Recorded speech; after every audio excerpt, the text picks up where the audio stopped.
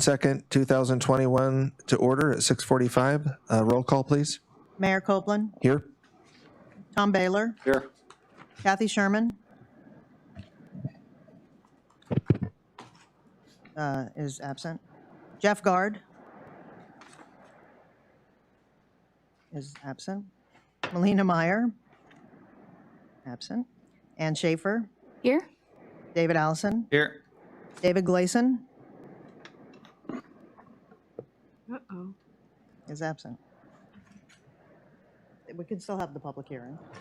Okay, so the public hearing tonight is regarding Resolution 06-21-27, which is a resolution of the Council of the City of Cordova, Alaska, setting the property tax mill levy for the 2021 tax year at 11.06 mills for all properties in Cordova.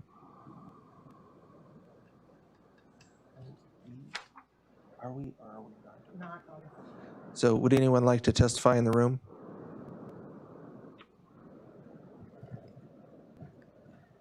If you could just state your name and residence for the record, please.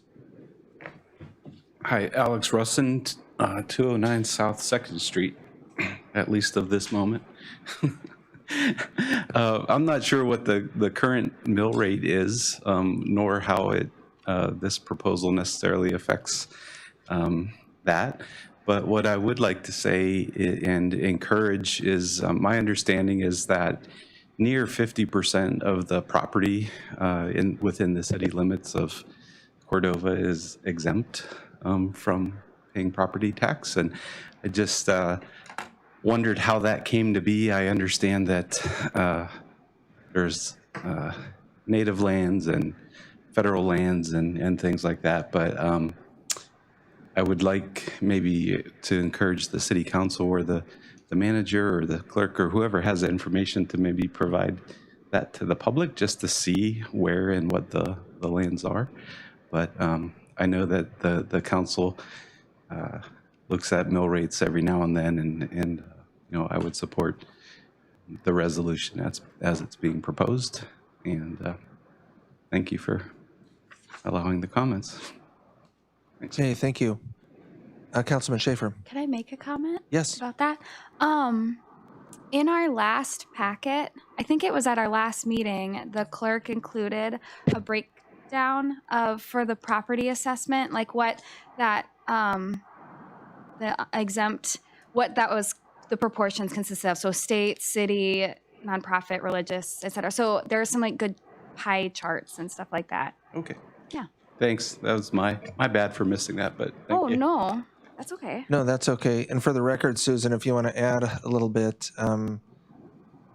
or I think if I remember, we're at 11.08, and the valuation has gone up slightly. So 11.06 basically keeps the total revenue about flat from last year. Correct. And I know those exemptions, about a third, I think, overall exemptions. I know like the co-ops, Cordova Electric Co-op, Cordova Telephone, they're private nonprofits, so they don't pay property tax. So that's part of that piece, that whole group of religious, the churches and state and federal buildings, and it adds up. Yeah. Councilman Baylor. Isn't there And then Schaefer. for the state or federal, isn't there monies that we get in lieu of property taxes? For federal, we get payment in lieu of taxes for the Forest Service land that's around us, or all federal land, right? And that's a good chunk. Supposed to, I was just looking at it, in the 400,000 range annually? That's the timber receipts? No, No. separate from that. Okay. PILT, payment in lieu of taxes. So that more than makes up for Well, a I lot don't of know the federal exact buildings. valuation. I guess I don't have. Well, it helps. Yeah. It helps. 11 mills, about two and a quarter million. So third, yeah, probably $1 million in revenue of exemptions total. I think there was some question too about the number of senior citizen exemptions that is growing as people are aging in our community. There was some question around that too. And some of those, that's state statute and nothing we can do about it. Right. Other munis have increased the amount that they give senior citizens, but we cannot decrease it from 150,000 off of their assessed value. and also some of the ones that don't generate property tax generate pretty substantial sales tax. So I know Cordova Electric and I would guess Cordova Telephone are some of the bigger sales tax producers. And I think Native Village VAC pays voluntary sales tax on, There might be a nonprofit or two that does as well. The sign center pays. But I mean, somebody might pay property tax. That doesn't have to. I was thinking that might have been one of the corporate. NVE, Or I know. NVE, I think does. So some pay voluntarily. Yeah, there's a pie chart on page 9 of its last time. So the May 19th packet on page 9. Nice breakdown.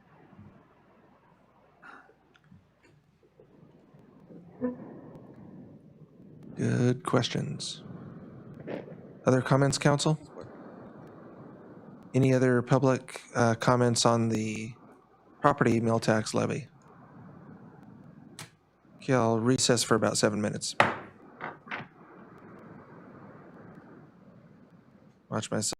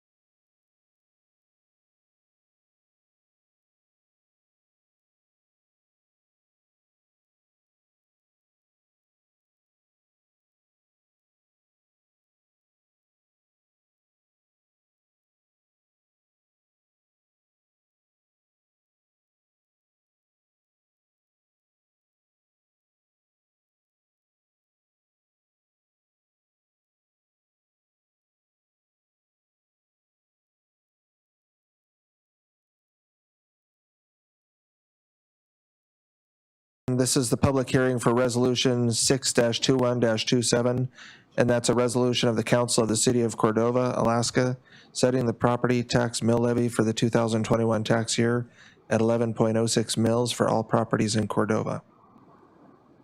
Is there anyone that would like to testify? Okay, seeing none. Any objection to adjournment? Okay, we'll adjourn the public hearing. Are you doing the fair viewing? Yeah. That's the plan. Let's give a minute for anyone else. Who do we have online now? We have Councilman Sherman, Councilman Guard, any others? Oh, wow. Sweet. Okay, thanks.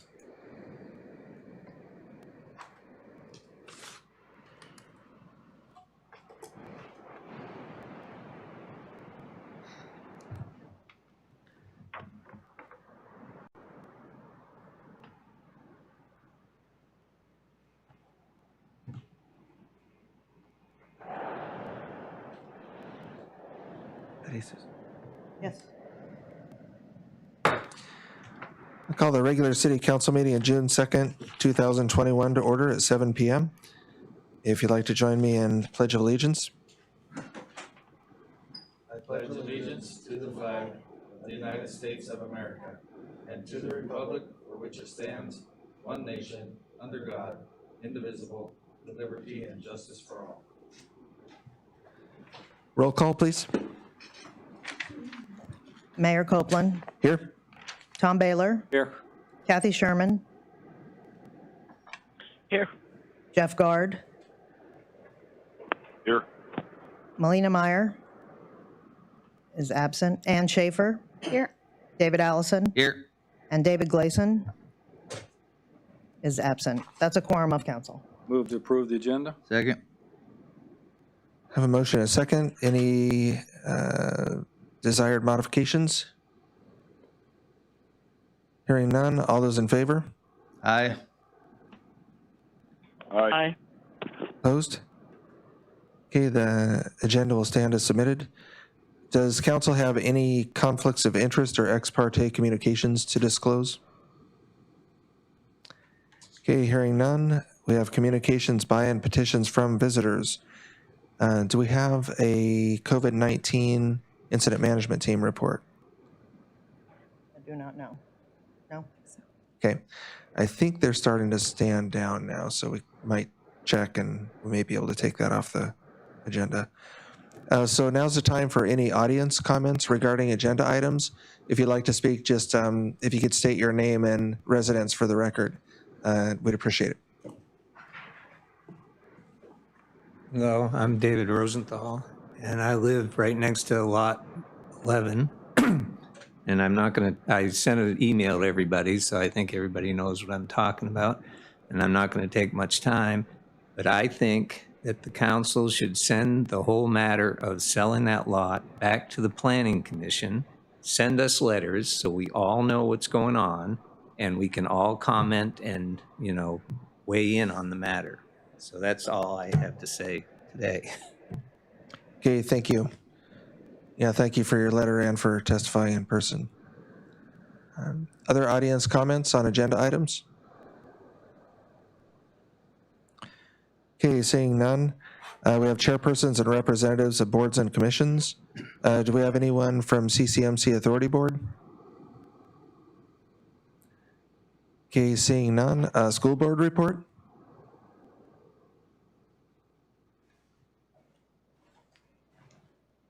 Hi, Alex Rustin, Superintendent.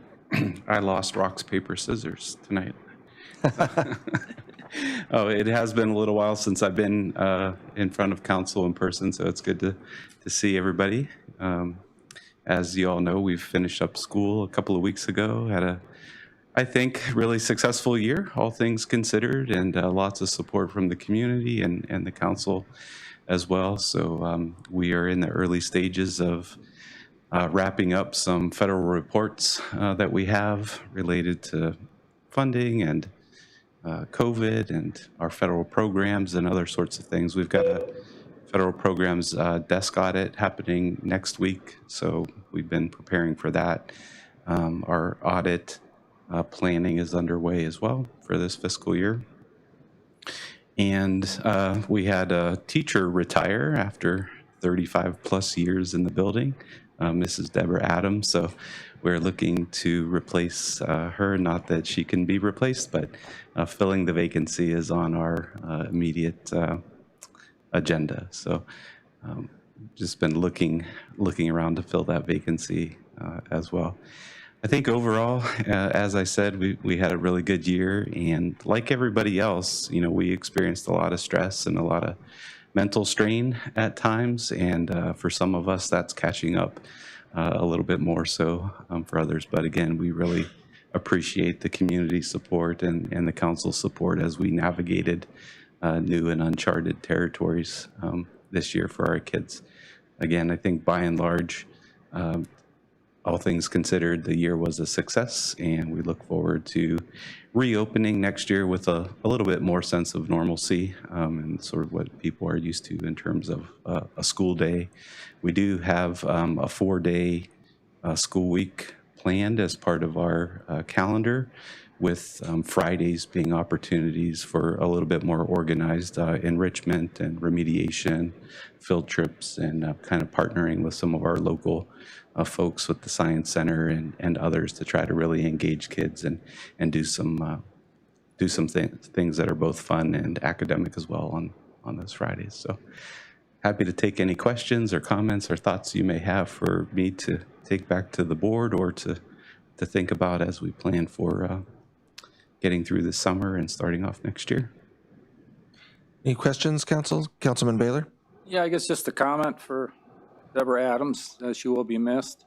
I had 2 children who went through the school system, and one went through when she was not there, and that was not a very good year to get English taught, and the one had her for teacher, and we're real happy. She was a great teacher. Thank you. I'll be sure to share that with her. The day off, when I was in school many years ago, you could get the day off, and then you could go. Maybe you'd go out to Peterson Welding Shop and sweep and do this, or go to the Corps of Electric and learn something. And I don't know if you guys the board has ever thought of those kind of things, but we certainly need people in the trade, so that might be something to think about. Yeah, may I comment? Yes, please. I was hoping, thank you for asking that, because I had the same thought. How do organizations know what the opportunities are and partner with you on that? Right. So part of our strategic plan is to sort of reach out and develop a little bit more formal partnerships with some of the organizations that we have, and certainly look for opportunities to expand and to engage with other businesses and organizations. And definitely those Fridays will be opportunities. We do have what's called the SWEP program, school work education program.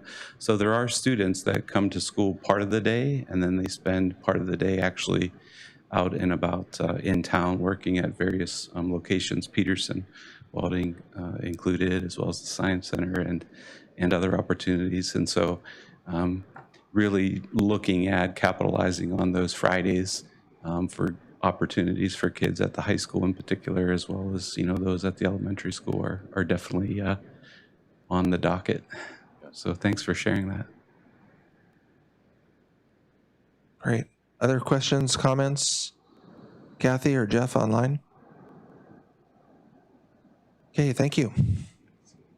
No, but I was just going to say, I'll make sure too, the SWEP program has always been beneficial to the library. So we should make sure we mention that to them. Yeah, I know Cordova Electric could be interested too. We have almost half our employees are born and raised in Cordova now, and 2 of them said that SWEP program is really what got them interested in working in a utility. So, yeah, but it seems like it's been a long time since we've had one, 10 years plus probably. So. Thanks, Councilman Sherman. Did you have any PISWAC comments? Okay. We have I don't have a student council report tonight. Approval of the consent calendar. Are there any of those items council would like to set aside? Okay, 2 of them are non-objections to local liquor licenses, Harborside Pizza and Moose Lodge. And the other 2 are minutes of May 5th regular meeting and May 19th public hearing. A roll call vote, please. On the consent calendar, Ann Schaefer, Yes. Kathy Sherman, Yes. David Gleason is absent, Tom Baylor, Yes. Jeff Gard, Yes. Melina Meyer is absent, David Allison. Here, yes. Oh, okay. I wondered if you called in. And David Allison, Yes. the consent calendar is approved. Okay, thank you. And just for the record, Councilman Meyer is with us now, present. So we approved the minutes and the consent calendar. We don't have bids to consider. I didn't do a written mayor's report. I'll just mention I worked with Helen the last couple of weeks. Had about an hour-long, 45-minute long call with 5 of Senator Sullivan's staff, and I just went through the Cordova priorities list that Helen had put together, and got some good guidance. And then I followed through, just as a reminder, to get letters of support from both their office and Murkowski's. The city staff had already done that, but just trying to get all those letters of support in for all the great grant applications that city staff are putting together. And that's all that's new that I had to report. So city manager's report? Yes, thank you. I don't have a written report at this time. I will be doing those once a month. I did one last meeting, but I do have some good news to report. We have filled our Parks and Recreation Director position. Duncan Chisholm, who will be relocating here from Portland, who has extensive experience in Parks and Rec in New Zealand, will be joining us on staff at the end of, probably middle of July, excuse me. And I also want to let you know that the Geocom contract for addressing has been signed, and they're starting that process. So that is something that I know you had asked about earlier, and that is done. The project will be completed this calendar year, probably in third quarter. And on the budget side, we're still waiting for the legislature to complete their both capital budgets and their operating budgets. They're in a 30-day special session, and likely are going to run right to the end of that special session because they're deliberating the permanent fund and how to pay for that. I've also been in contact with Department of Revenue around our fish tax numbers from last year, which will populate this year's budget. They don't yet have those numbers. They're COVID behind, as they say. So we'll try to get a real firm number, but we don't yet have that. So we're in a little bit of a holding pattern on our current 2021 budget. On the revenue side, we're waiting for not only the state, but also the feds are going to be distributing some money directly to cities and tribes. And that number has not yet been firmed up by the state. We should know within the next 30 days what that number will be. And we'll have a robust budget discussion, I'm sure, at an upcoming meeting. We can talk about some budget revisions and acceptance of the grant funds that we're going to likely get. Okay. Any questions, I'm happy to answer. Councilman Allison. Yeah, the contract for the addressing, what was that amount? It's about $11,000, and then we pay an annual fee to keep that going. It's a 3-year contract, about $5,000 a year. Then that doesn't include equipment. That will just establish the addresses and establish a platform from which the public safety department, police department in particular, then needs to buy equipment that will coordinate with that data and will provide them the ability to find addresses through our system. So there's an equipment piece that will come with that. It's a separate contract with someone in Anchorage. We don't have that yet, but the company that we're getting our addressing from does it all across the nation and is the resource for addressing. So and they work directly with the Anchorage firm that provides equipment. So I think we'll have a seamless transition as soon as we get those addresses done. And then that will be put in with the budget modifications that we're Yep. coming up with. I forget what the requirement is for contracts and council. 25,000, under 25,000, I can sign. Okay, that's, I couldn't remember what that Yeah. was, so. Mhm. Thank you. Be nice to have that done. Indeed. Other questions, council? Okay, I'm going to revert to the mayor's report for just a minute. We just heard this last week of the passing of Senator and Representative Albert Kukesh, and he was our senator for several sessions and real fierce advocate, especially for our marine highway system and rural energy and other education, other issues. So sorry to hear that. So I do have a card that I've drafted to his family, but I'm trying to work to get his family's address. So just wanted to mention that. Clerk's report.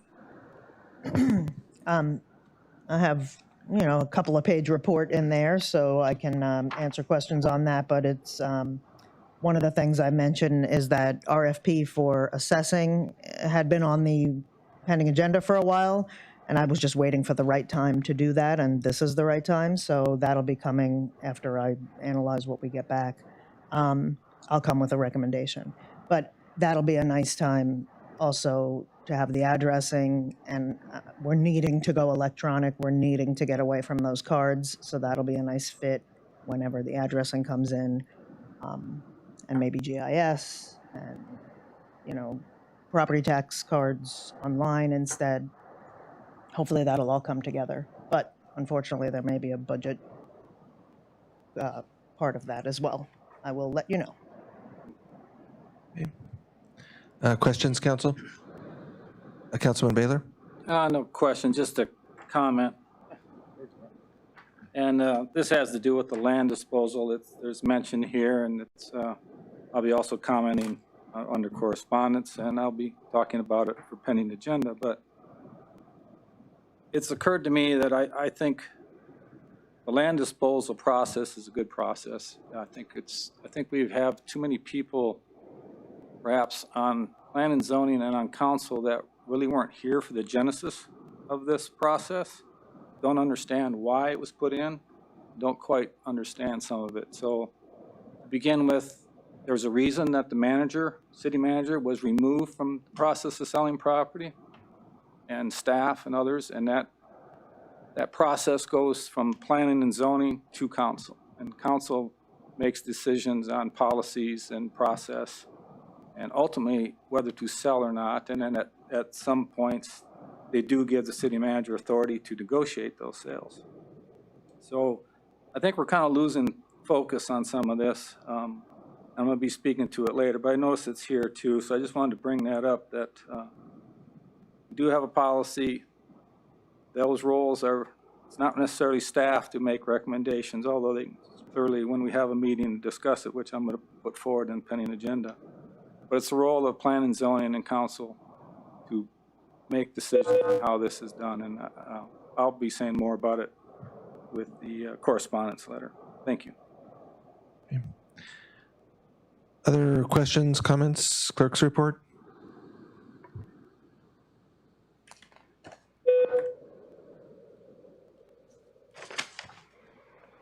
Okay, so we have correspondence from Dave Rosenthal, another from the Copper River Watershed Project regarding the culvert work at the highway.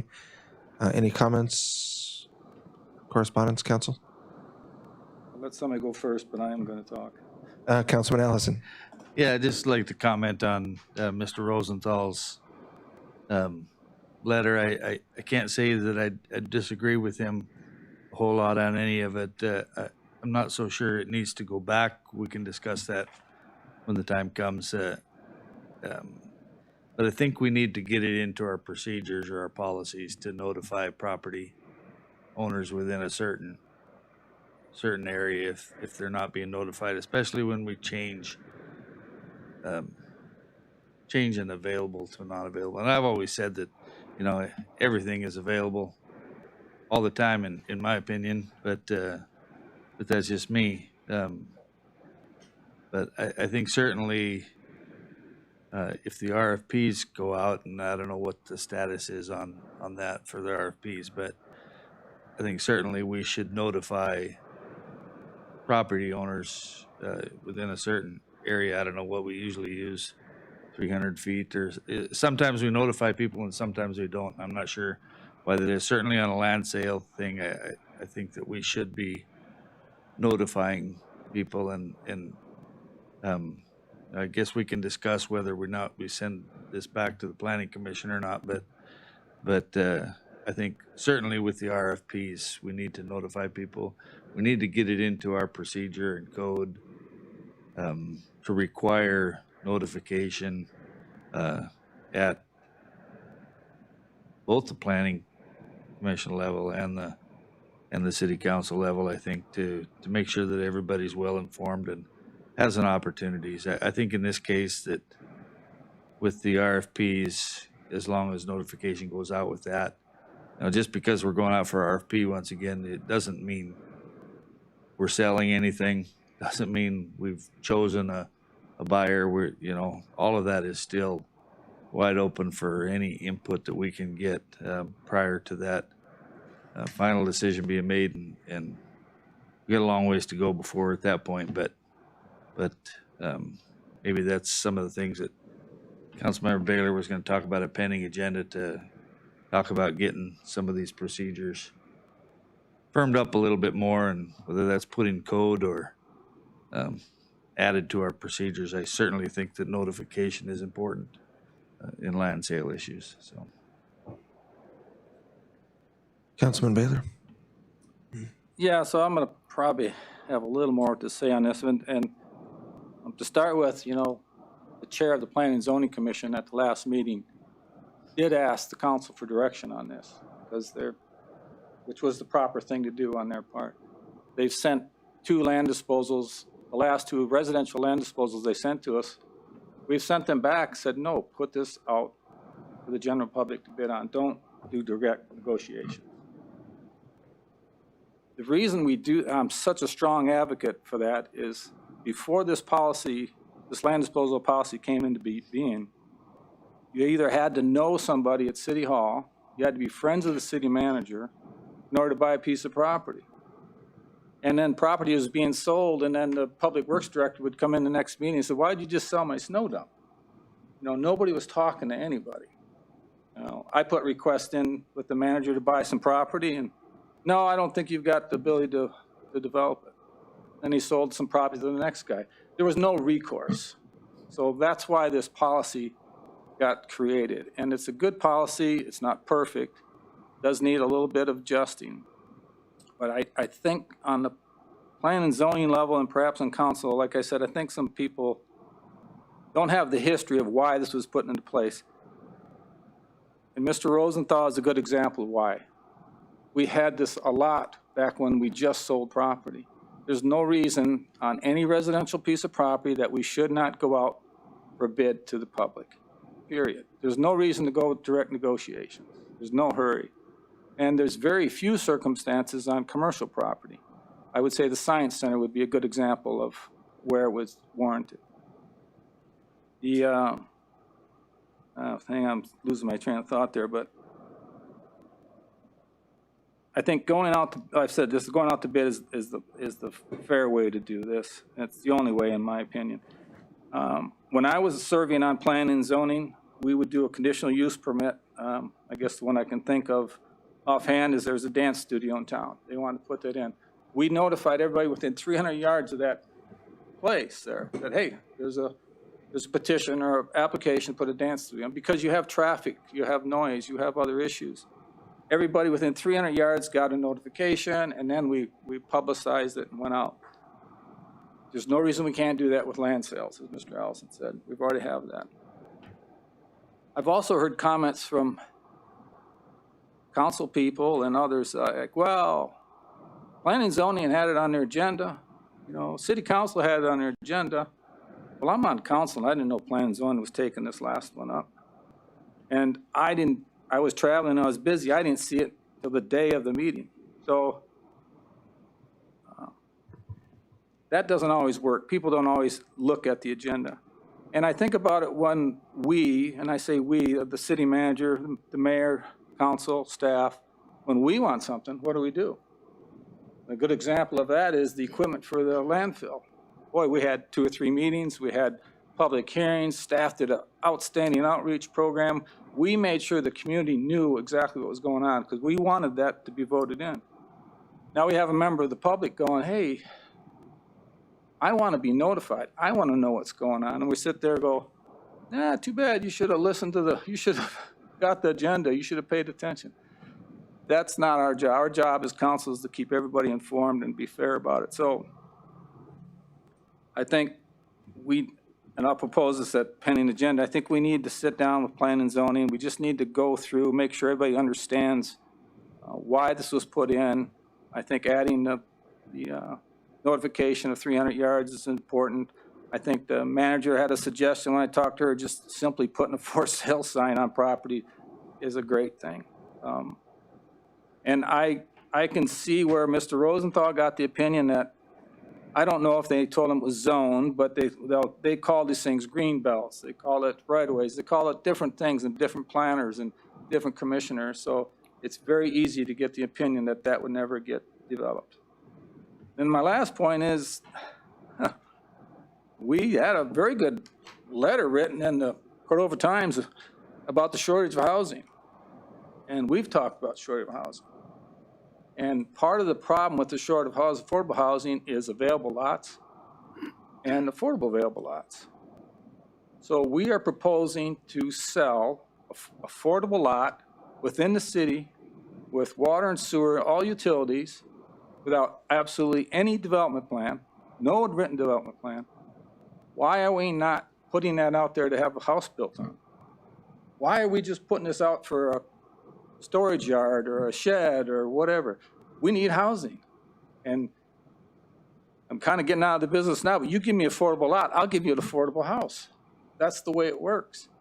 And the article in the paper was a little bit off when it said that it's $100,000 development fees. You take that lot, it's valued at approximately $30,000, put $25,000 into the fill and excavating, you got a $45,000, $50,000 lot you can build an affordable house on. That's how that works. Oh, but if you take that out of circulation, now all we got is $250,000 houses on Ski Hill, $200,000 on Harville subdivision. You don't have affordable housing. So we really should be looking at what we're doing here, and we should do some planning. I made mention of this on the last lot they sold several years ago. There was 4 city lots. I said, develop it, divide it into 2 lots. Sell both of them for $40,000. You have 2 single-family homes, affordable housing. Oh, we don't do that. So what do we end up with? We end up with 1 house on there, and the other one's a storage yard. Another lost opportunity. I think this lot needs to get looked at, and we need to kind of sit down with Plan and Zoning and have a discussion. Thank you. Other comments on correspondence? One quick one on the Rosenthal Councilman Guard. letter, if I get a chance. Yes, please. I think a big part of the notification on this to surrounding property owners is not just availability for sale, but any use designation change, availability designation change, any of that kind of stuff. If we'd been doing that as part of our day-to-day business as this went on, and we wouldn't have gone through 2 or 3 use changes in this, the surrounding landowners there would have known what the changes were as time went by. So I think that's every bit as important, if not more, than the for sale notification. Okay, other comments?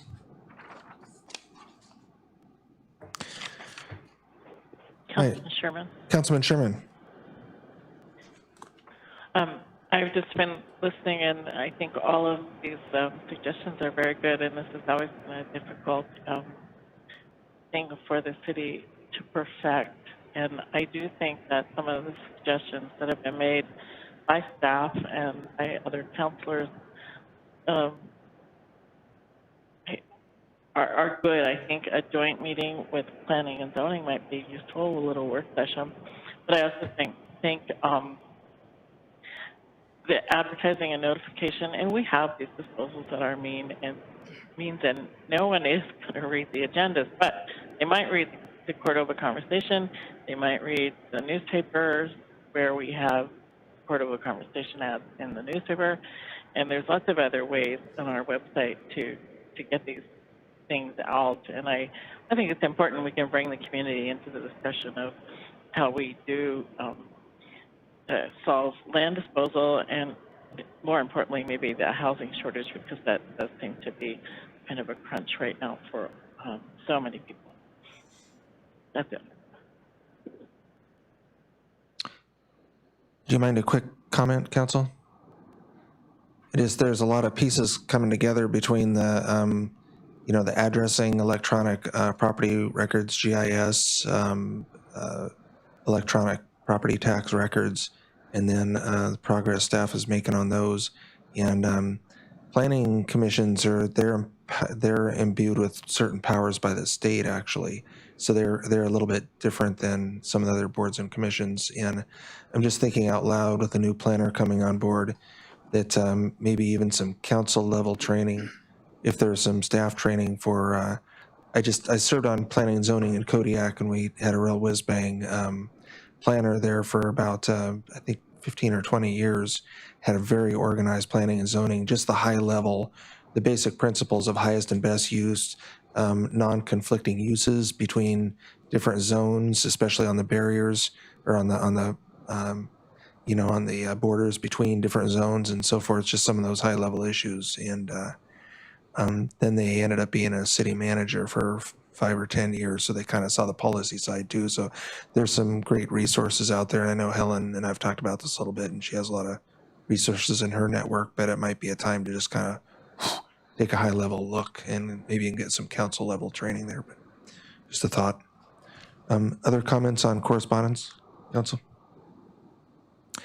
Okay, under ordinances and resolutions, we have ordinance 1198, and that's an ordinance of the Council of the City of Cordova, Alaska, repealing Chapter 5.42, Alaska Remote Seller Sales Tax Code, and amending Cordova Municipal Code 5.40.010 to clarify when sales tax is levied on remote and local sales, repealing and reenacting Cordova Municipal Code 5.40.011 to adopt by reference the Alaska Remote Sellers Sales Tax Uniform Code and amending Cordova Municipal Code 5.40.020 to revise and add definitions to ensure consistency with that code.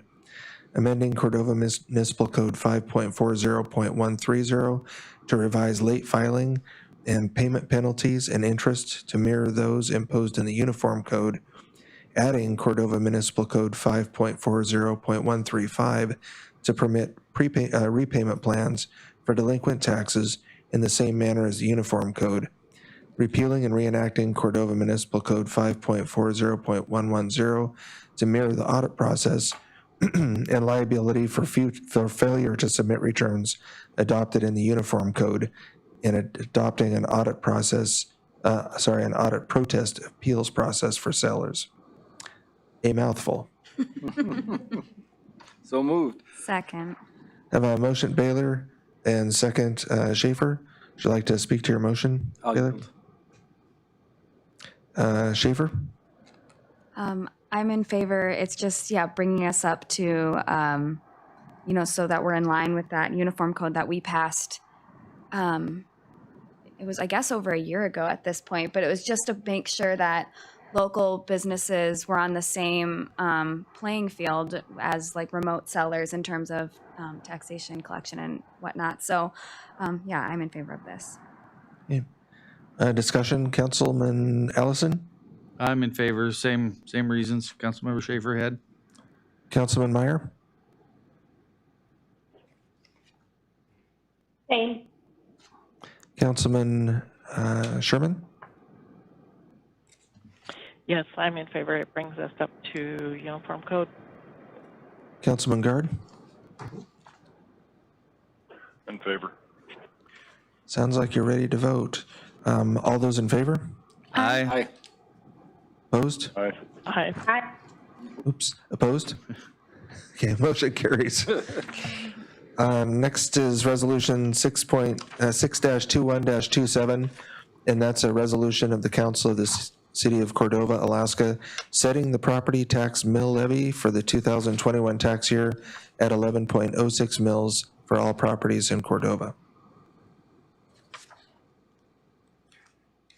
So moved. Second. I Second. have a motion Baylor and second Ellison. Like to speak to your motion, Councilman Baylor? I'll listen first. To your second, Councilman Ellison?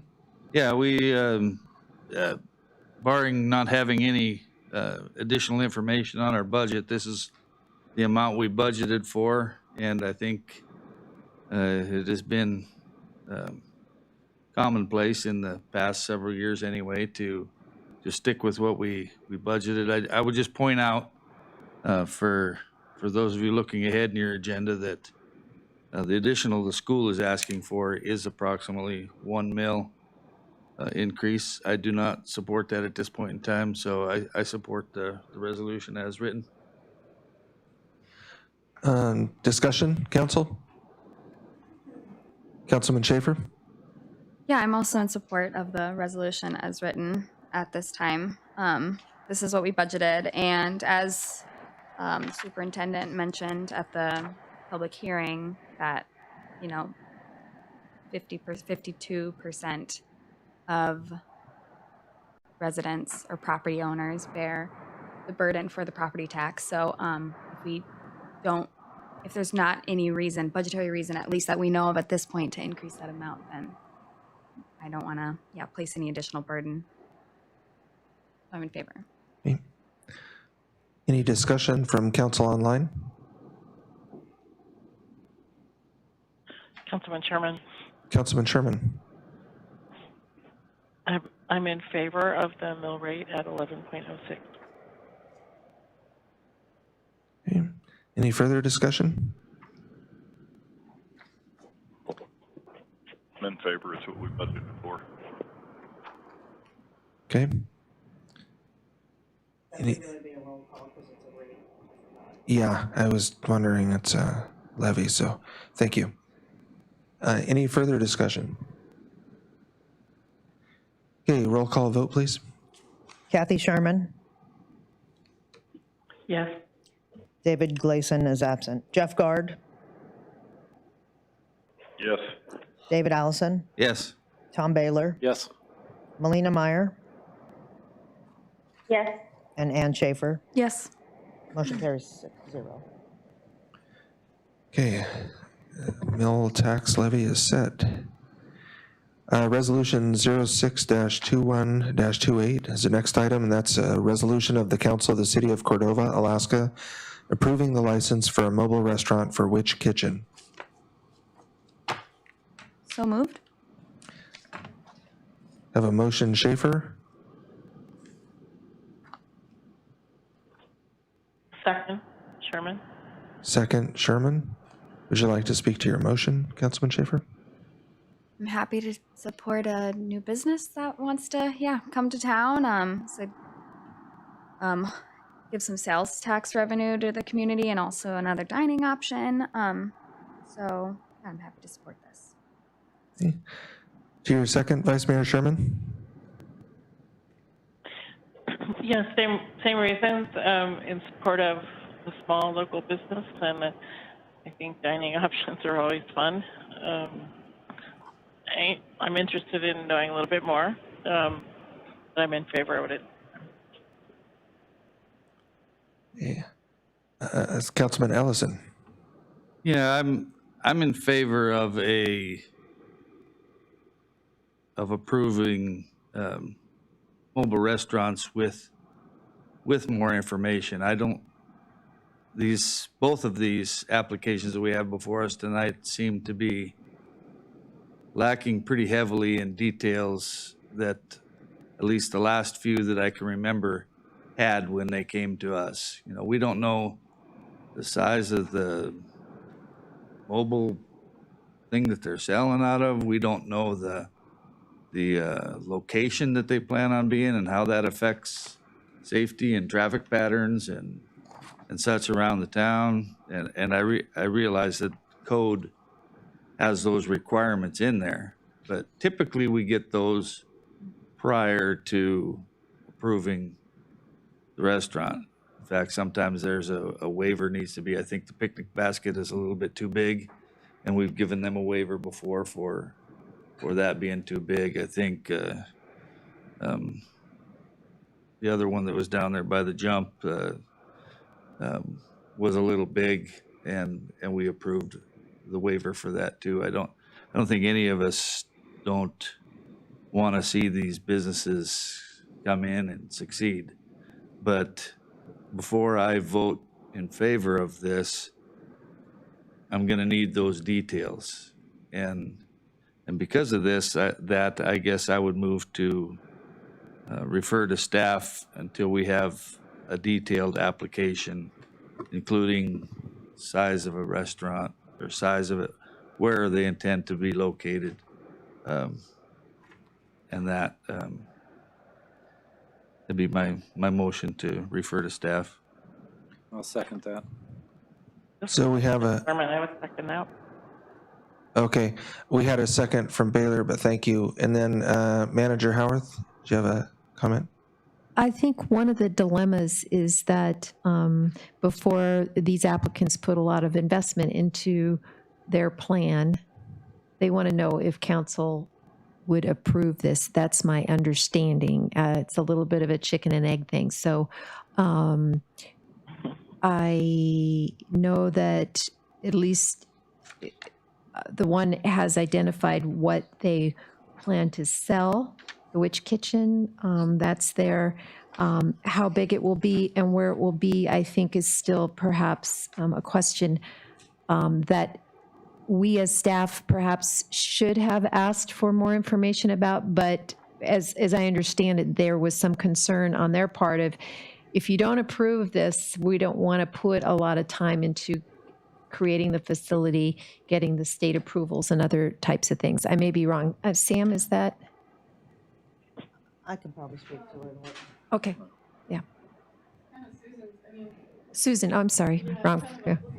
Yeah, it is. It just like you said, I pushed these forward because I wanted them to take advantage of the summer season, and then did ask them to come tonight, but probably didn't give them good enough direction, like maybe to speak at audience comments. I guess I hoped they could answer questions such as the ones you might have while you considered the motion. There's land use permits that come second after it's approved as a mobile restaurant. And I think they both intended to speak with the planner about locations after that.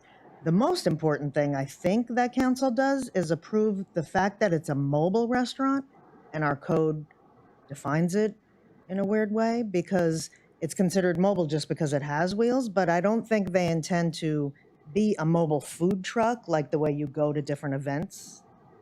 And that would be more of a concern of councils, I think, as if they were going to park in front of a brick and mortar in town versus, being in a location with a land use permit. Okay, so council, there's been a motion, a second to refer to staff. If you want to refer to audience comments, to take some comments there, or if you have any other comments for staff, or just right now we're on discussion for a motion to refer. And Councilman Allison, to your motion. Yeah, I don't think there's anybody on this council that would not approve of a mobile kitchen being it in the right location, and and not necessarily the right location, but a location that doesn't cause problems, as long as it fits within the realm. And the last several have had much more information in the packet that we've gotten before. If they're not ready with a mobile kitchen yet, then certainly a couple of weeks delayed getting us more information and having them work a little more seriously on the proposal isn't going to hurt. I just pull out the last mobile restaurant application that we've approved, and night and day difference in the applications. So I still think that we ought to send it back to staff and give them the opportunity to provide answers to all these questions that are highlighted in our packet that are code required.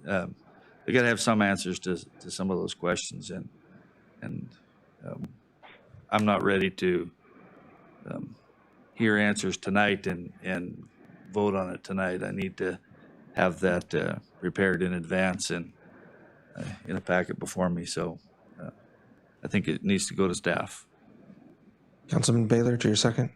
Yeah, and I agree. Part of my role as a councilman is to look at where these things would be located, make sure that it wouldn't be a hindrance to other properties. We've had some of these wagons run a generator all day, which would not be a fun thing. We've had some of them say, well, we're going to use the public facilities for washing and bathroom use. And like, no, that's not the way that works. So I too would hold off and wait and see more detail. And it's, we've been open all year, so don't wait till June to try to get a summer business license. So.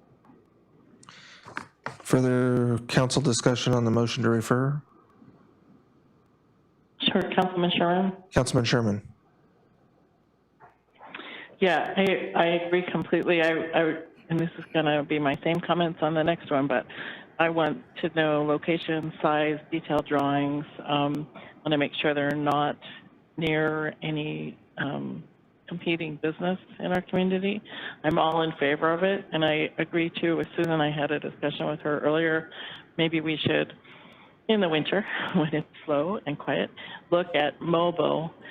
Food trucks are, a new way, a new thing, and maybe we need to update our code to do that and put in there what we expect to see if someone wants to apply to have a food truck.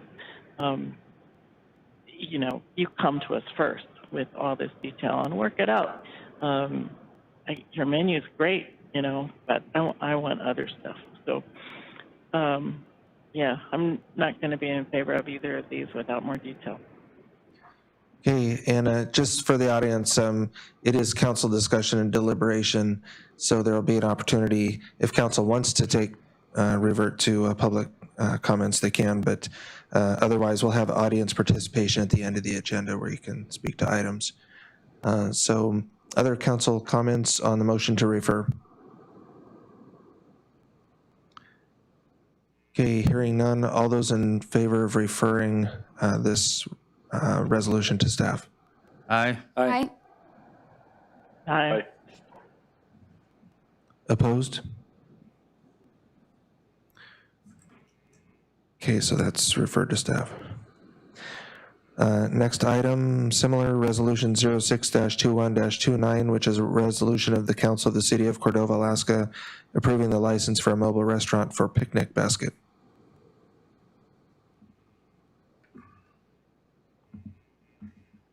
Do we move it and then? Don't have to if you don't want to, but then it dies for lack of second. I think it'd be better to give direction to staff, though. Okay, so move. Okay, we have a motion Second.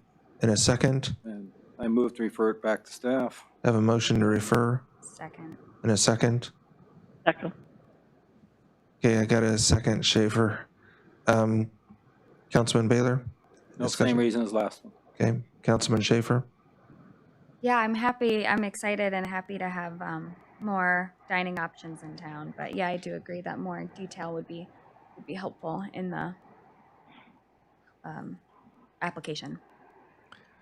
Okay, further discussion, council, on this motion to refer? Okay, so for the motion to refer, all those in favor? Aye. Aye. Aye. Opposed? Okay, motion carries. So next item's unfinished business. There's none. Under new and miscellaneous business, discussion of COVID-19 emergency response. Any discussion, council?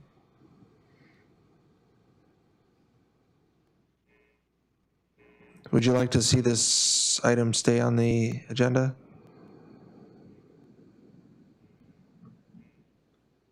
When does our emergency declaration? Councilman Sherman. Councilman Sherman. I'm okay with removing it from the regular agenda until at what time our emergency declaration is going to come due, or if there are or is an additional outbreak. But I feel like our community is doing quite well, and after traveling around to other communities this past weekend, I feel like we are exemplary, and so I think we could remove it. Yeah. Is there any objection? I mean, I don't think it, oh, sorry. Go ahead, Councilman Schaefer. I don't think it hurts to have it on the agenda, at least through our emergency declaration. But that's just me. Okay, doesn't sound like there's a strong feeling either way, so I'll just, we can leave it on there. What's that? Flip a coin, Mayor. Why don't we just leave it on through the end of the emergency declaration, and then if there's any, you don't have to speak to it, so. Councilman Schaefer. And I mean, we do still have the emergency declaration, and it gives an opportunity for the community, if they have a comment on something, it's on the agenda. Good point. It lets the public have a comment if they have a comment. That's a good point. That was mentioned before, so. Okay, no discussion though. All right, council discussion on the Cordova School District request for funding for fiscal year 22. Councilman Schaefer. I just have a question. I don't have this in front of me now. I think we got the email regarding maybe some increased funds going to the school district after we'd gotten the packets had come out, so they'd already prepared the request. And so I was wondering if the increased federal funds to the school district would change the ask at all. Manager Howarth, is that the email that? Do you understand? I'm not confusing. I think when Alex presents the budget, or if you want to have a discussion about the budget tonight, I would definitely defer to him to how the federal funds that are both coming to city and now to school, those numbers are becoming known, and all of us will be evaluating our budgets and how they might be incorporated.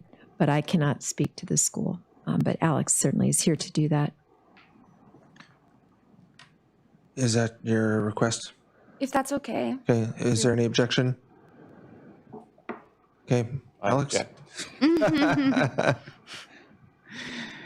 No, so I have some notes here that I can refer to, so I've got the correct information, and I'm getting to that point where I need to remove my glasses at times, so pardon me. So just for a little bit of information on federal funds, so in FY20, which was the end of last year, or the latter part of kind of the spring, right when COVID sprung on everyone, we had CARES Act money, and that's the coronavirus aid, relief, and economic security funds. So the district was allocated about $27,000 in April. Well, school was almost out, but we had some needs at that time, so we expended about $3,000 of that $27,000, and then were able to roll the remainder of that over into this fiscal year. So we spent down, and those monies became were still the CARES Act funds, and we had about $108,000 in expenses or so with the funds that we received, and those included maintenance and operation, COVID-19 mitigation supplies, food service mitigation supplies, other classroom needs for mitigation supplies and so forth. And then because it's a federal grant, we have indirect costs that are automatically charged to that. So the second round of funding that was received or intended to be put out was the CRRSA funds. And those are the Coronavirus Response and Relief Supplemental Appropriations Act funds. And those funds came in at about $108,000. And all of these funds can be accessed through September of 2023. So we have really 2 more school years to expend those funds. So I don't want to give council the impression that $450-some thousand came into the district's coffer in one setting. And because these are federal grants, they are subject to reimbursements from the feds. And so we have to expend district resources initially and then request reimbursement at later time. But some of those expenses for the CRRSA funds have been our correspondence program. We had to hire a teacher to manage our correspondence program. We had to hire other staff to split our groups into cohorts and so forth. We had bigger classes in some that benefited from having additional staff on hand. We continue to have mitigation supplies, meal service needs, as well as looking forward to students traveling for activities next year. Probably we'll have needs for testing services and supplies and so forth related to testing. We also have an additional need for instructional aids. So we have had an increase of special education students whereby we are required to have additional staff working one-on-one with students. And so, you know, we can never anticipate the number of students that we'll have with special needs that need that type of one-on-one support.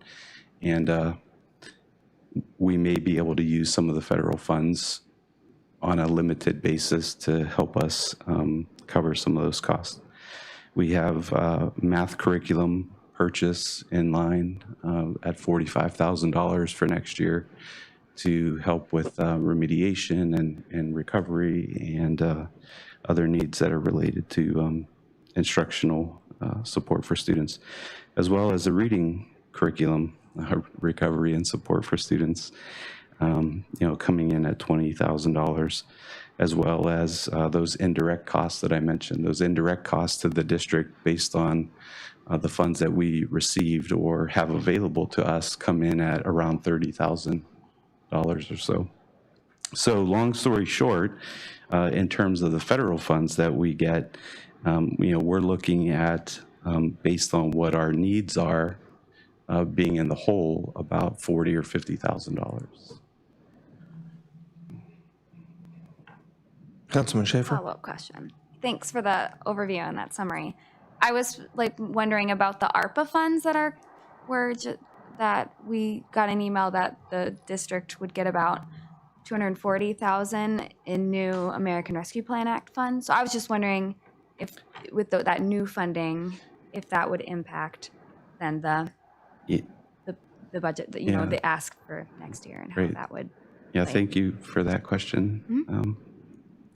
So for the ARP funds, the district allocation is about $162,000.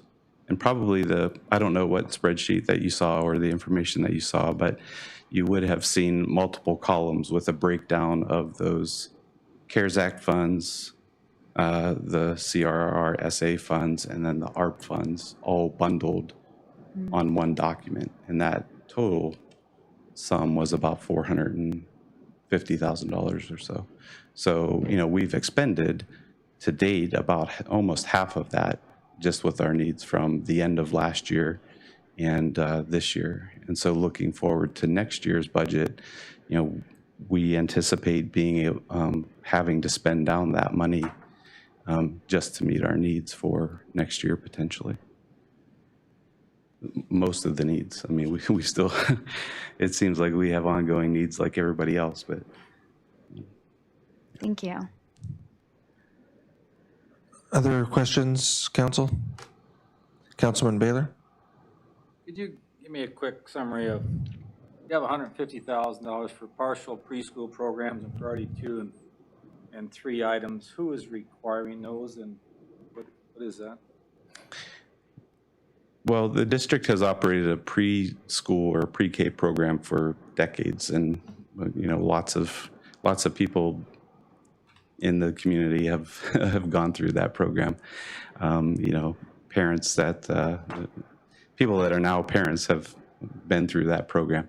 And in Alaska, pre-K is not funded by the state, and so that always comes at the expense to the district. So what we're constantly looking at is the importance of pre-K, and depending on what literature you read, there's lots of evidence that pre-K programs really help to get students ready for school, ready to read, and there are publications that talk about the number of prisons being built by the data of third graders in the country who can read at grade level. And I don't want to get into a whole lot of data or articles or whatnot, because those are all debatable, but the importance of pre-K is critical, I think, in really having students be ready for school and ready to attack the curriculum. And so that's always been a district expense. And this year, because of our schedule and our half-day cohorts, we didn't offer a pre-K program, but we are required through federal law to offer pre-K for students with special needs. And we get limited funding for students who are 3 and 4 years old to provide those special needs services. We've surveyed the community and asked them to prioritize some of our programs and some of our other programs that we have at school. And early childhood education, pre-K in particular, was one of those programs that really rose to the top. And so, again, we're technically a K-12 program that's funded through the state for K-12 students, but the community feels that pre-K is important.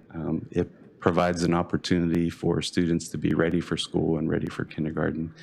And for us, we have to have a certified a certified teacher if we were to offer a pre-K program. And when we think about funding for staffing, a certificated teacher, while they don't make $100,000 in salary, that salary and benefits, we use to calculate the needs based around $100,000 per certificated employee in the district. And our classified support staff, our instructional support staff, they would probably come in at around $60,000 with salary and benefits, and the cost of retirement and so forth. So what's the priority 2 and 3?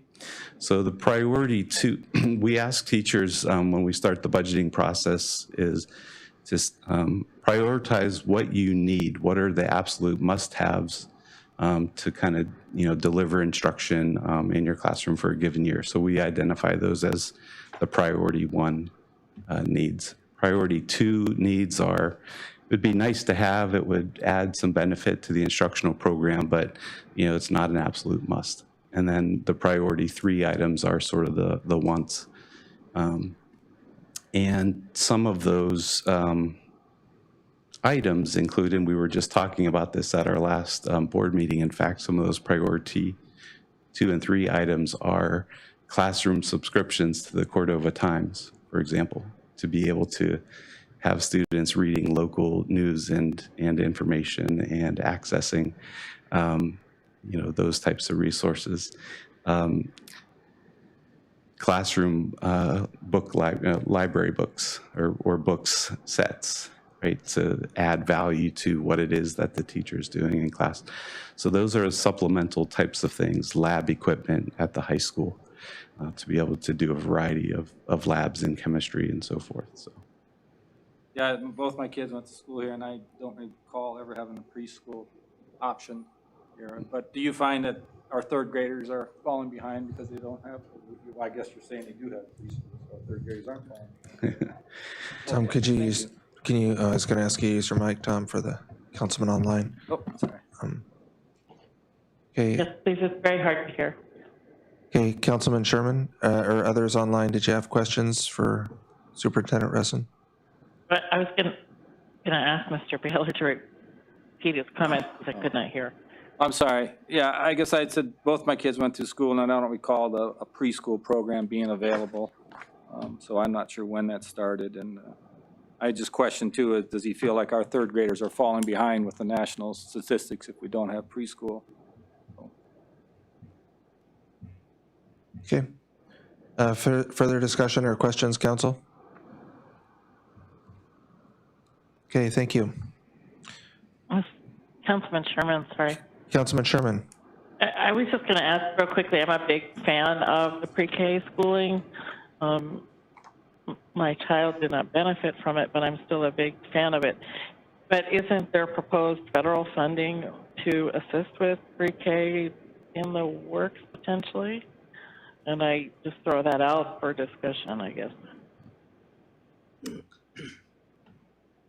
Mr. Resson. Yeah, Councilmember Sherman, I'm sorry. There's always talk at the state and federal level about preschool, pre-K, and it seems like it's something that gets kicked down the road every legislative session. You know, there are lots of people that will debate voluntary universal pre-K for students and what the funding requirements might be needed at the state level for that. But a lot of the federal funds that are available are certainly done or considered through competitive grants. And part of my role as an employee of this school district is I'm the superintendent, I'm the curriculum director, I'm the special education director, I'm also the HR director and federal programs. And so at times it's challenging to, you know, receive emails from folks to say, hey, there's a grant available for a school bus. Why don't you write it? Okay, I'll do that on Saturday when I get a chance to do this, be the superintendent. And I'm not complaining or I'm not trying to draw attention to myself, but, you know, it's competitive grants that are worth the effort take time.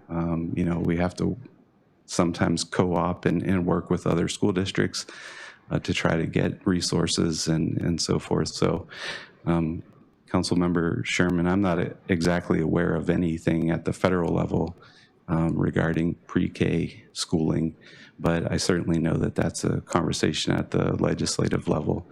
And at the state legislative level, those funds that are being proposed in certain bills are intended to be used and available starting in 2023 for the bottom 5% performing schools in Alaska. And Cordova does not fall in the bottom 5%, so we would be ineligible for the use of any state funds that were made available through grants, at least at this point in time in what's being proposed in the legislature. Okay, thank you very much for that. And I do understand that grants are not free money. They come with a lot of work. Other questions, comments, council? Okay, thank you, Superintendent Resson. And pending agenda, capital improvements projects list, calendar, elected and appointed officials list. I think Councilman Baylor. Yeah, I'd like to see us have a meeting together with the planning and zoning, discuss our land sale process. I think we could, I don't know about having a separate workshop. I think we could carve out 15, 20 minutes or half hour on our regular meeting, but I think we do need to meet and have a discussion. Okay, why don't we put that on pending agenda? Oh, I'm sorry, that's where we were. Yeah, we are. So, yeah. And I'm saying maybe not just, I'm just going to suggest maybe not set a fixed date. It just gives Manager Howarth some time to maybe in the next meeting suggest a format and time for that. Well, Yeah. I'm sorry. Oh, yeah. I'd like to see it happen before they take up any of the proposals for the upcoming lot, because I think it's prudent to, Okay, that lot you 11. know what I mean? Yeah. Okay. I don't know what that, I think that process is several weeks, but I'm saying Okay, before they take that up again, I think we should have that discussion. all right. I'm assuming we're going to have a second meeting this month, if nothing else, to kind of the turnaround time on these two mobile restaurant applications.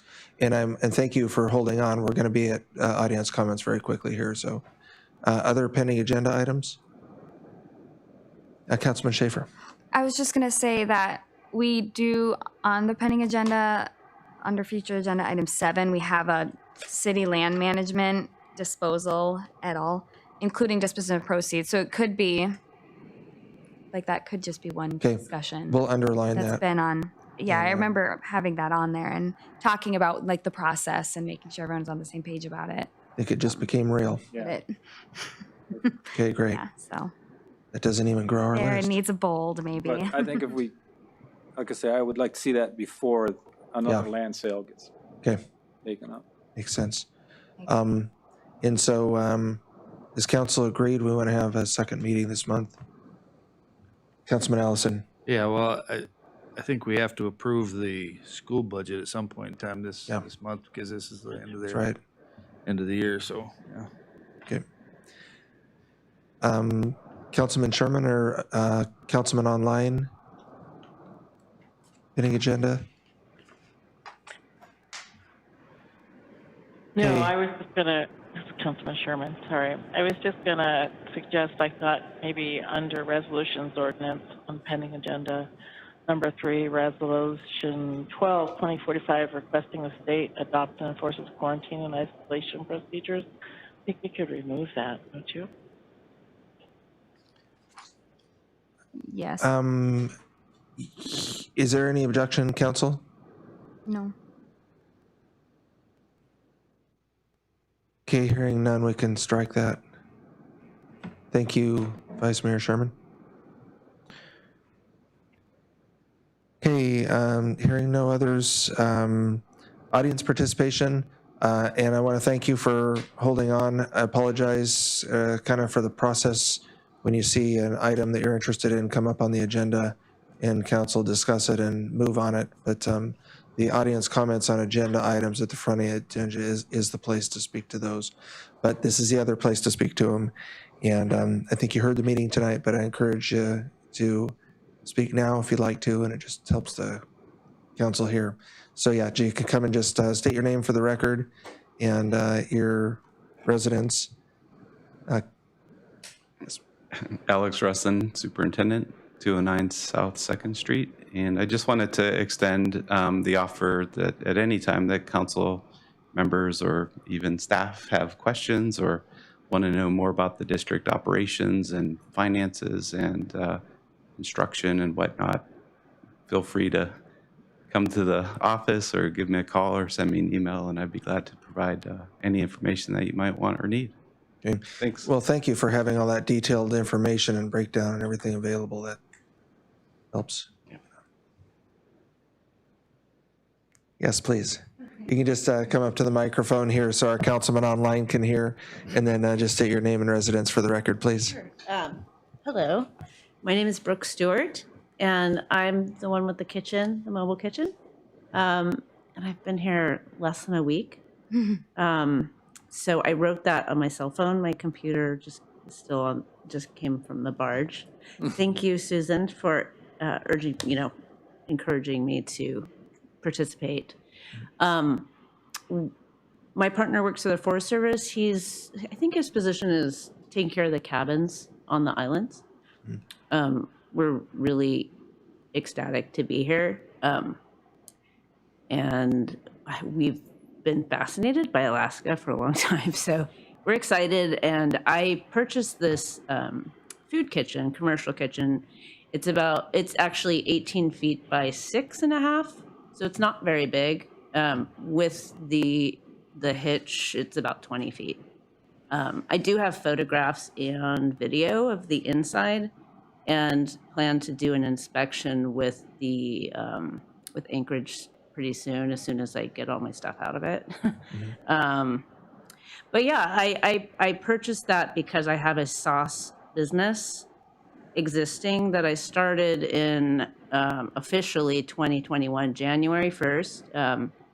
And that was due to losing my job for COVID. So I got really creative.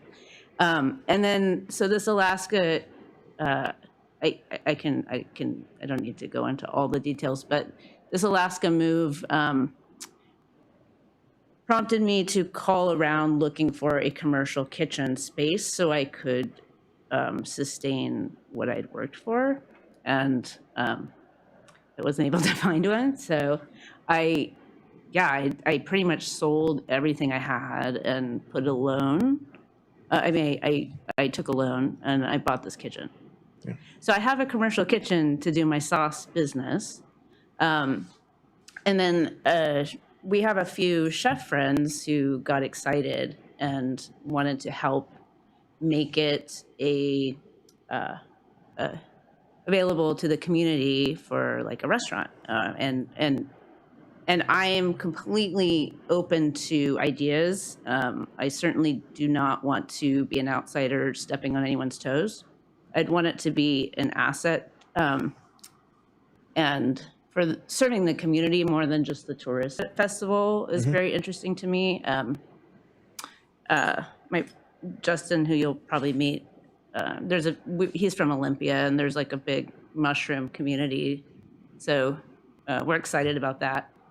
And yeah, I would like to partner with Kayla and Tom I've been in contact with to have, just some healthier options, or healthy options. And again, I'm really open and here. So I'm going to be doing my sauce business.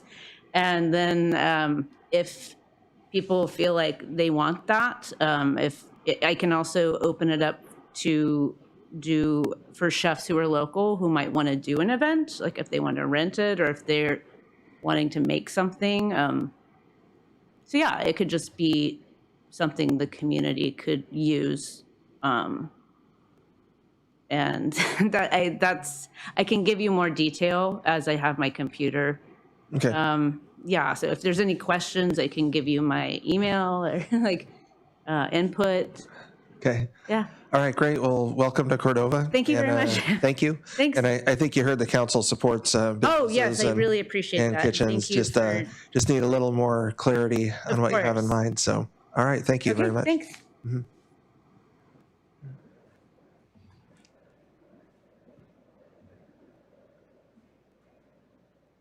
Joy Landalus, 501 4th Street.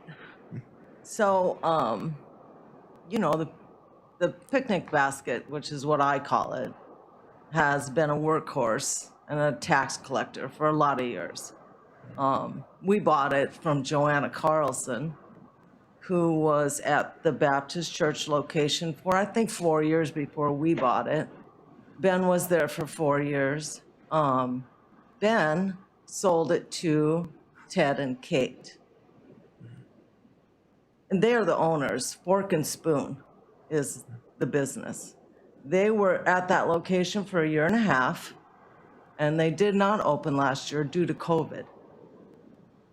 So we went for our rental lease agreement with the Baptist Church, as we do every year. It's a yearly thing. There's never a promise that you're going to be there 2 years or 3 years.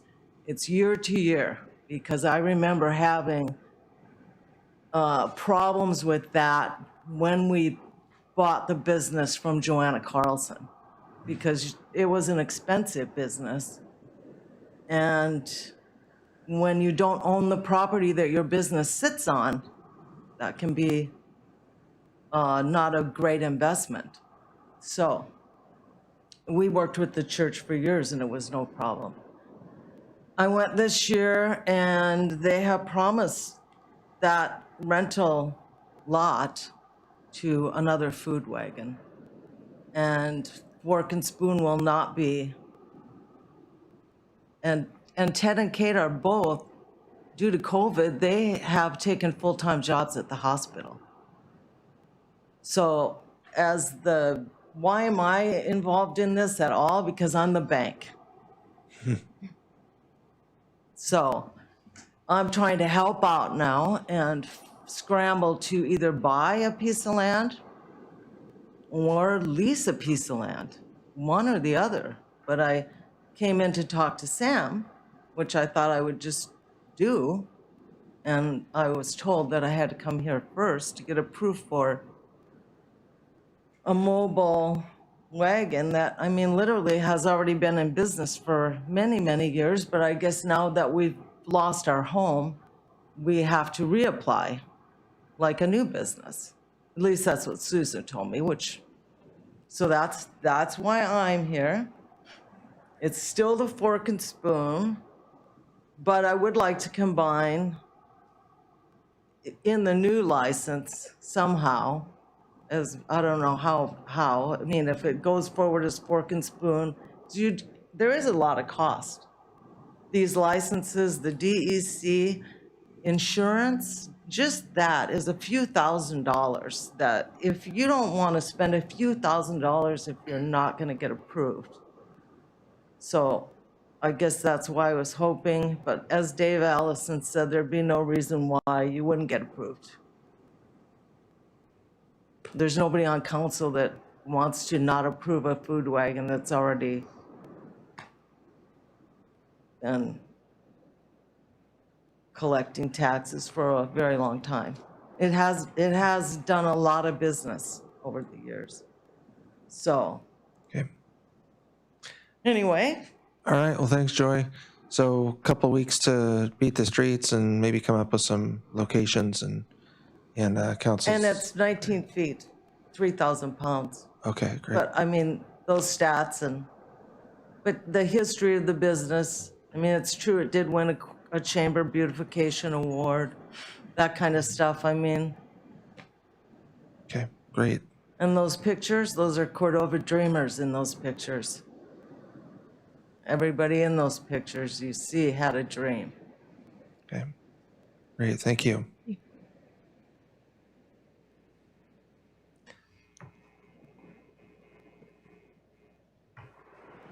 Barb Jewell, President of the Cordova School Board, Mile 2.2 Whiteshed Road. I wanted to, in my board position, comment on, I appreciate that there's again deep discussion about the budget for the school, and I know how challenging finances are for the city this year. I think there is more information to glean about the ARP funds. They did just come through this week, but they are not as much as people thought they were going to be. And that amount is not necessarily set in stone either. We're struggling, as I mentioned the last time I was in front of you, with figuring out how to fund the programs. The pre-K program has been in place here in Cordova for the last 25 years. It's been a lottery-run program, so not everybody gets to go. People have to apply, and then more people apply than there are positions, and then they're pulled in a blind lottery. I would speak to a couple of other pieces. In our board packet from our last meeting, there are details about the costs both of the priority 2 and 3 items and exactly what those are, as well as the budget that was put forth. And so I encourage, if you have any questions, that's a good place to get information other than just speaking with the superintendent. The other piece is that, and I hope Alex is not going to shoot me, but whereas I can't say that our third graders' reading scores would drop if we didn't have pre-K, I will say that our third grade reading scores are not where we want them to be. They're higher than many communities in Alaska, but they're lower than many communities nationwide. And we have been searching as a community based on both expert knowledge and community input to find ways to improve those skills and that literacy competency. And pre-K is research proven to do that. So we're fighting really hard to figure out a way to do it. But that 150,000 additional in the ask, that's what it's for. So I really encourage you to consider that and understand that that's why we're asking for it. I also wanted to speak to Councilmember Sherman's comments about the federal funds.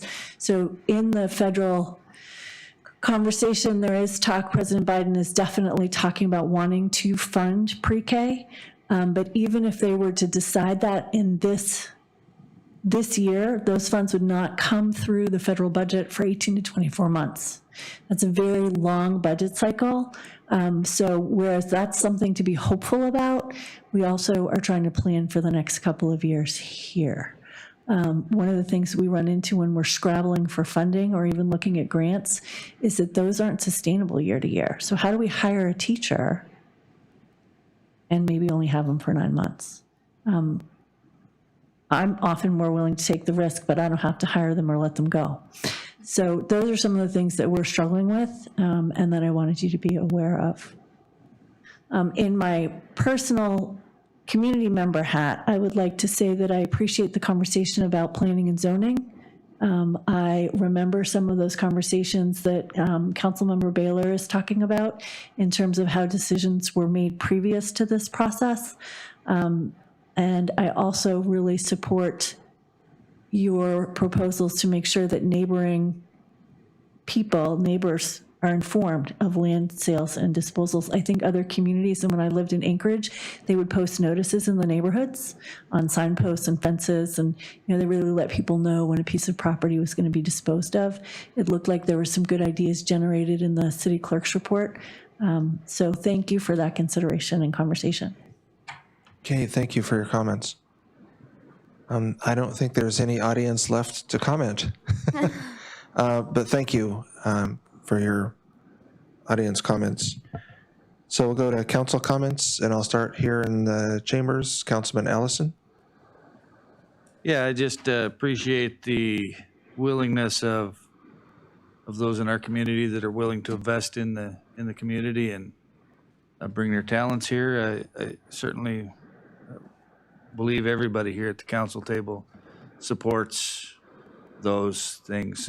Sometimes we just, I'm a little uncomfortable approving something that's completely different information than we've gotten in the past for the same thing. So not that the way we got it in the past was the right way or the only way, but it just had more details. So look forward to that and hope that doesn't slow anybody down beyond their ability to continue their investment in the community. And yeah, the communicating to the surrounding neighbors when a piece of property is going to come up for sale, I think is really important. And I hope that we do that with, I don't know if I can say require it now, but I hope that we do that with the current RFP that we have going out for this particular lot, that will notify the surrounding property owners that there's a proposal process going out, and that just because there's a proposal doesn't necessarily mean that a sale is happening or anything, but certainly the council is listening to proposals on that particular piece of property. So thank you for everything everybody's doing. Thank you. Councilman Schaefer. Yeah. Comments. Yeah, thank you for all the audience members for speaking today and being willing to come and spend your Wednesday night with us. And thank you to Superintendent Resson for having all that budget detail. That was really helpful. And yeah, I guess with the land disposal, I also think the notification, having a notification component when there's a potential sale, I think is important. And so incorporating that, we have a lot of ways to get in touch with people these days. So it shouldn't be too burdensome, but yeah, just making sure people are in the know, I think is a really good idea. So yeah, thanks everyone. Councilman Baylor. Yeah, I'd echo all those comments. And then one more thought I'd bring up that was in the letter in regards to the city with their snow dump, which that lot at one time was a snow dump. I don't know if it was used, but it was designated. If you look at the maps, you'll see where Mr. Rosenthal's property is and Mr. Dave Irby's property is.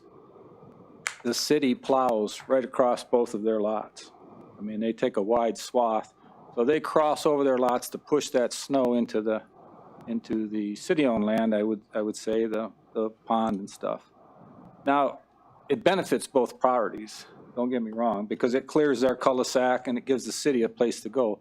But the point is that there's been that mutual relationship and working together on that.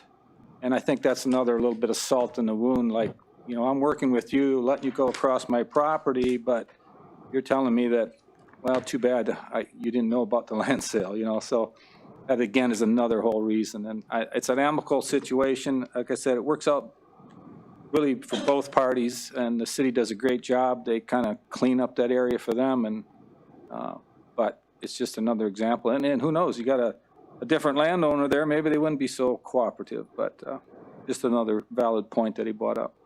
Thanks. Yeah, Councilman Sherman, comments? Sure, thank you, Mayor. Yeah, I'll just follow up on Councilman Baylor.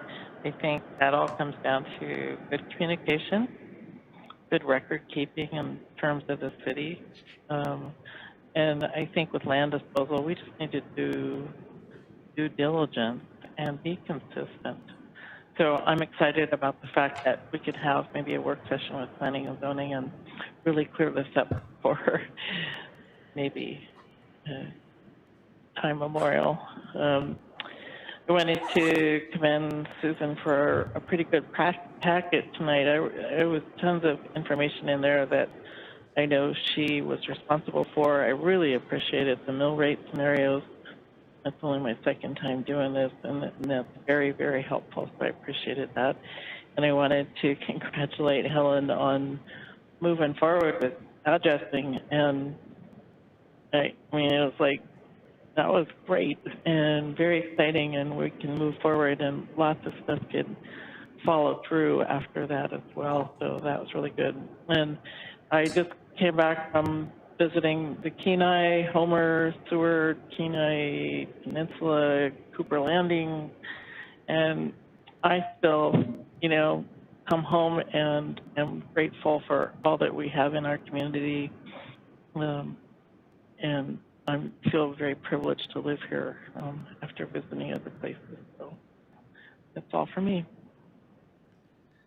Councilman Gard? Yeah, I'd like to echo all the comments before me and thank staff for all the hard work on putting the packet together for us and getting ready for this. Thank you very much. And Councilman Meyer? Yeah, I would also echo all the comments. I think addressing is really exciting, that's moving forward. It's a long time coming, and I'm excited to get that going. Also, with the land disposal, I'm really encouraged that we're trying to come up with a process, and I think at the end of it, I would like to see some kind of flow chart that could be on our website so the public can look at what our process is once we clearly define what that process is. So it could be, somebody can follow it and see where it goes and when it goes to planning, when it goes to city council, and what kind of approvals that they'll need. I think that would be helpful all around for everybody. So sounds all good. Thanks. Okay, thank you, Council. Just have one item on the agenda. I move to adjourn. Second. Have multiple motions and seconds. Is there any objection? We're adjourned.